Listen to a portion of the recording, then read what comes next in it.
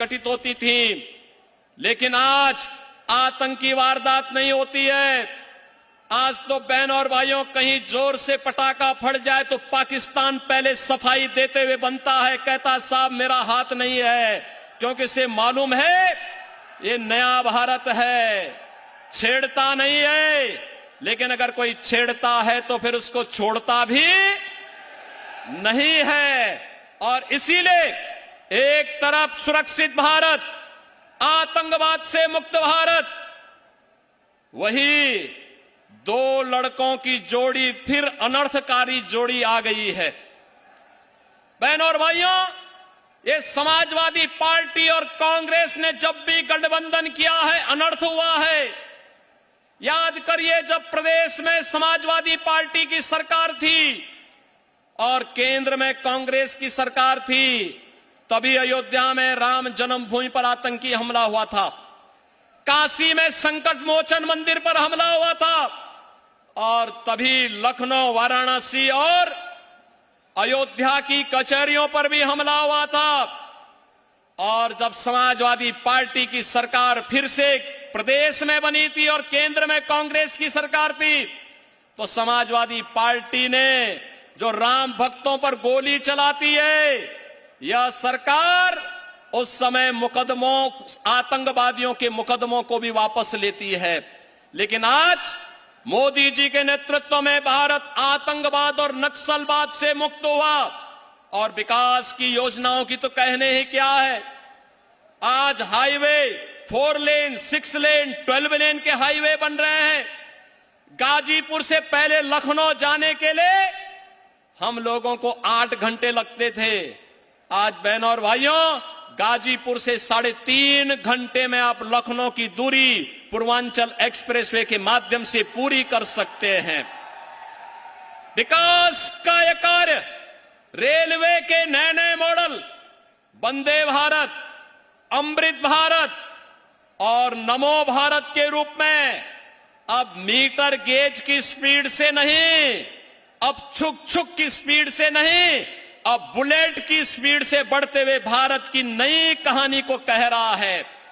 बहनों और भाइयों, AIIMS, IIT, IIM, NIT, triple IT, world class university का एक सौगात, और 1 डिस्ट्रिक्ट 1 मेडिकल कॉलेज में, आपके गाजीपुर में कोई कल्पना करता था मेडिकल कॉलेज होगा?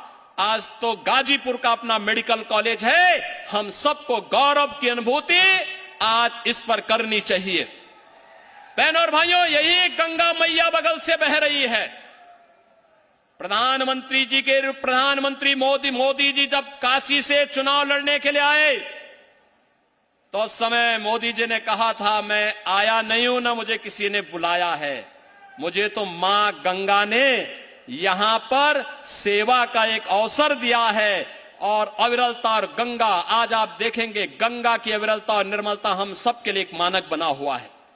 बहनों और भाइयों, एक तरफ यह कार्य और दूसरी तरफ गरीबों के लिए जो योजनाएं आज देश के अंदर लागू हुई हैं, उत्तर प्रदेश सर्वाधिक लाभ लेने वाला राज्य है, क्योंकि आदरणीय प्रधानमंत्री जी के मार्गदर्शन और नेतृत्व में यह हमारा सौभाग्य है कि मोदी जी उत्तर प्रदेश से हमारा प्रतिनिधित्व करते, देश का प्रतिनिधित्व करते हैं।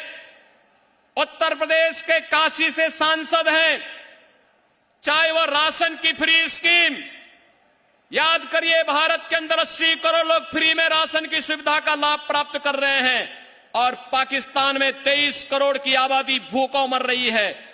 जितनी पाकिस्तान की आबादी है, उससे बड़ी आबादी पिछले 10 वर्ष में भारत के अंदर गरीबी रेखा के उबर करके खुशहाल जीवन जी रही है। ये एक नई प्रगति का माप है। आज प्रधानमंत्री मोदी जी ने देश के अंदर, चाहे वह आयुष्मान भारत की योजना के माध्यम से हर गरीब को, लगभग 60 करोड़ गरीबों को प्रतिवर्ष 5 लाख रुपए का आयुष्मान कार्ड की सुविधा दी है। और मोदी जी की घोषणा है, मोदी जी की गारंटी है कि 4 जून को जब फिर एक बार मोदी सरकार बनेगी, तो 70 वर्ष से ऊपर के हर एक व्यक्ति को प्रतिवर्ष 5 लाख रुपए आयुष्मान भारत कार्ड की सुविधा से आच्छादित किया जाएगा। उसे सुविधा फ्री में उपलब्ध होगी। बहनों और भाइयों, किसानों को किसान सम्मान निधि, हर गरीब के घर में शौचालय या फिर उज्ज्वला योजना का कनेक्शन, 10 करोड़ लोगों को उज्ज्वला योजना का कनेक्शन भी मिला है। और उत्तर प्रदेश में तो होली और दीपावली को एक एक भरा हुआ सिलेंडर भी इन परिवारों को उपलब्ध हो रहा है। बहनों और भाइयों, 10 वर्ष में 4 करोड़ से अधिक लोगों को, गरीबों को मकान मिला है।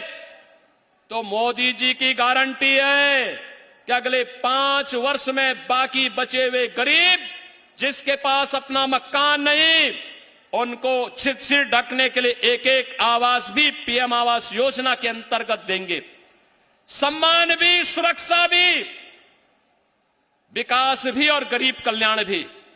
और बहनों और भाइयों, विरासत का सम्मान भी। अयोध्या में रामलला का भव्य मंदिर, 500 वर्षों के बाद अयोध्या में रामलला फिर से विराजमान हुए हैं। क्या ये काम समाजवादी पार्टी के लोग कर पाते? क्या ये काम कांग्रेस के लोग कर पाते? क्या ये लोग बीएसपी के लोग कर पाते? बहनों और भाइयों, जो दुनिया के लिए, देश के अन्य दलों के लिए असंभव था, मोदी जी ने उसको मुमकिन करके, जो पिछली बार नारा लगाता कि मोदी है तो मुमकिन है, अयोध्या में 500 वर्षों के बाद रामलला फिर से विराजमान हो गए हैं। बहनों और भाइयों, एक तरफ विरासत और विकास की यात्रा, आत्मनिर्भर और विकसित भारत के लिए फिर एक बार 400 पार के लक्ष्य के साथ समर्थन मांगने के लिए मोदी जी आपके पास आए हैं। और दूसरी तरफ समाजवादी पार्टी और कांग्रेस का गठबंधन देश के अंदर आपस में लड़ाओ, बांटो और राज करो के सिद्धांत के साथ चल रहा है। पहले देश को बांटा, फिर क्षेत्र और भाषा के आधार पर विभाजन किया, और अब जाति जाति में लड़ाने का कार्य करने के लिए लोग फिर से आए हैं। बहनों और भाइयों, मैं आपसे कहना चाहूंगा, इनकी घोषणा पत्र में जो बातें कही गई हैं और इनके सहयोगी दल जो बातें देश के अंदर कर रहे हैं, पश्चिमी बंगाल में संतों के खिलाफ रामकृष्ण मिशन, स्वामी विवेकानंद ने जिस मिशन की स्थापना अपने पूज्य गुरुदेव परमाध्यात्मिक संत परमहंस रामकृष्ण परमहंस जी के नाम पर किया था, आज उन्हें वहां की कांग्रेस गठबंधन का एक सहयोगी उन संतों को धमकी दे रहे हैं। भारत सेवाश्रम संघ के संतों को धमकी दे रहे हैं। ऐसे लगता है जैसे रावण राज हो गया हो, फिर से ये धमकी देंगे, संतों को जीना हराम कर देंगे। इस प्रकार की स्थिति पैदा करने का प्रयास हो रहा है। ये लोग अपने घोषणा पत्र में जिस प्रकार की बातें कर रहे हैं, अनुसूचित जाति, जनजाति और पिछड़ी जाति के आरक्षण को हड़पना चाहते हैं, लोगों के हकों पर भारत के विभाजन को फिर से तैयार करना चाहते हैं, पर्सनल लॉ लागू करके बेटी को स्कूल जाने से वंचित करना चाहते हैं, महिलाओं को बाजार जाने से रोकना चाहते हैं, उनको फिर से बुर्का पहनने के लिए मजबूर करना चाहते हैं। क्या भारत बाबा साहब भीमराव अंबेडकर के संविधान से चलेगा या किसी सरिया कानून से चलेगा? बहनों और भाइयों, प्रधानमंत्री मोदी जी की गारंटी है, भारत बाबा साहब भीमराव अंबेडकर के बनाए हुए संविधान से ही चलेगा। भारत में कोई सरिया कानून लागू नहीं होगा, पर्सनल कानून लागू नहीं होगा। उस मूल्यों के लिए, बाबा साहब भीमराव अंबेडकर के सिद्धांतों के लिए ही मोदी जी ने पंच तीर्थ की स्थापना की। बाबा साहब भीमराव अंबेडकर से जुड़े हुए पंच तीर्थों की स्थापना के कार्यक्रम को आगे बढ़ाया, और आज इसी का परिणाम है कि भारत, इतनी सारी योजनाएं मोदी जी के नेतृत्व में मिली, लेकिन किसी का चेहरा नहीं देखा गया, किसी की जाति नहीं पूछी गई, किसी का मत और मजहब नहीं पूछा गया। योजना का लाभ सबका साथ और सबके विकास के भाव के साथ पूरे समाज को दिया गया। लेकिन सपा और कांग्रेस के समय में चेहरा देख करके योजनाएं दी जाती थी, वर्ग विशेष के तुष्टीकरण के लिए योजनाएं बनती थी, बेटी और व्यापारी सुरक्षित नहीं थी, और गाजीपुर तो इसका जीता जागता उदाहरण था। बहनों और भाइयों, गाजीपुर हो या आजमगढ़, मऊ हो या फिर आसपास के जनपद, ये सब भय और आतंक के साये में जीते थे। लेकिन आज आपका आशीर्वाद भारतीय जनता पार्टी के साथ मिला, तो बहनों और भाइयों, अगर अयोध्या में रामलला विराजमान हुए हैं तो बड़े बड़े माफियाओं का राम नाम सत्य है भी हुआ है।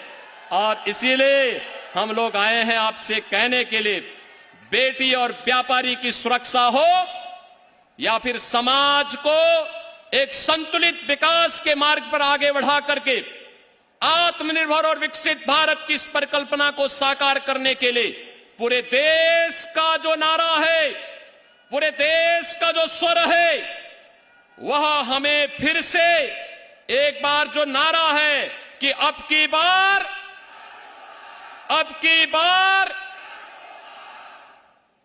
400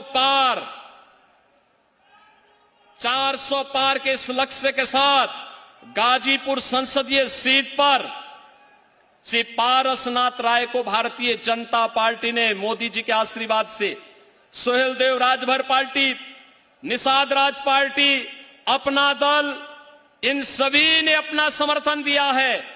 गाजीपुर मोदी जी को आश्वस्त करे कि गाजीपुर से श्री पारसनाथ राय भारी बहुमत से विजयी बनकर के जाएंगे। आप आश्वस्त करेंगे? पूरा गाजीपुर, जहां तक मेरी आवाज जा रही है, सभी लोग सहमत हैं? 1 जून को जब चुनाव होंगे तो श्री पारसनाथ राय जी भारी बहुमत से विजयी बनकर के गाजीपुर से जाएंगे। गाजीपुर विकास और सुशासन के इस मॉडल का एक बार फिर से केंद्र बनेगा। सहमत हैं? सभी लोग सहमत हैं? मैं आप सबकी ओर से आदरणीय प्रधानमंत्री जी का एक बार फिर से हृदय से स्वागत करता हूं, अभिनंदन करता हूं और आप सबसे कहता हूं, जय श्री राम, जय जय श्री राम।